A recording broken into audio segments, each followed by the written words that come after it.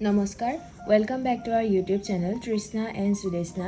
আজি আমি বনাবলৈ লোৱা ৰেচিপিটো হৈছে ঘুগুনি আৰু পুৰি। তাৰ বাবে আমি তিয়াই লোৱা মটৰ বাদি এনেদৰে লৈ লৈছোঁ।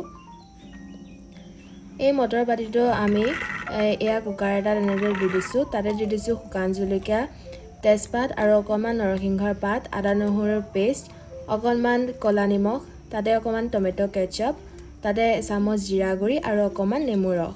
এয়া আমি এখন কেৰাহীত তেল দিছোঁ আৰু তাত দি দিছোঁ জিৰা, লগতে দি দিছোঁ কাটি থোৱা পিঁয়াজ আৰু জলকীয়া, তাতে দি দিছোঁ আদা নহৰুৰ অকণমান পেষ্ট, অকণমান হালধি আৰু এয়া আমি কুকাৰত বইল কৰি লোৱা ঘুগুনিখিনি এয়া দি দিছোঁ।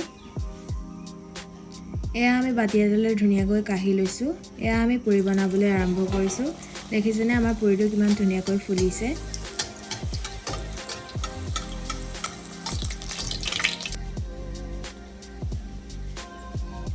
এতিয়া আমি চাটনি বনাবৰ কাৰণে এনেদৰে দুহেটা লৈ লৈছোঁ কেঁচা বুট, তাত দি দিছোঁ পদিনা, নহৰু দুপুটামান আৰু অকণমান পিঁয়াজ, তাৰ ওপৰতে দি দিছোঁ অকণমান টমেটো কেচাপ আৰু অকণমান নেমু ৰস। এইখিনি মিক্সাৰত ধুনীয়াকৈ পিচি লৈছোঁ আৰু এয়া আমাৰ চাটনিও ৰেডি হৈ গ'ল। এতিয়া আমি 4টা ডিম এনেদৰে বইল কৰিবলৈ লৈছোঁ। এয়া বইল হোৱাৰ পিছতে আমি বাকলি গুচাই লৈছোঁ। এয়া আমি এইখিনি অকণমান কাটি দিছোঁ। এতিয়া আমি হালধি আৰু নিমখ দি এইখিনি ধুনীয়াকৈ এয়া সানি লৈছোঁ আৰু এয়া ডিমখিনি আমি ফ্ৰাই কৰি ল'লোঁ।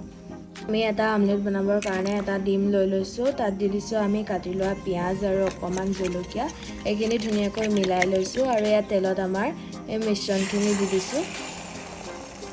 এয়া আমাৰ আমলেটটো ৰেডি হৈ গ'ল ধুনীয়াকৈ। আমাৰ ৰেচিপিটো আজি তৈয়াৰ হৈ গ'ল। আশা কৰোঁ আপোনালোকে ভিডিঅ'টো চাই ভাল পালে আৰু লাইক, কমেণ্ট, শ্বেয়াৰ কৰিবলৈ নাপাহৰিব, লগতে ছাবস্ক্ৰাইব কৰি দিব। ধন্যবাদ।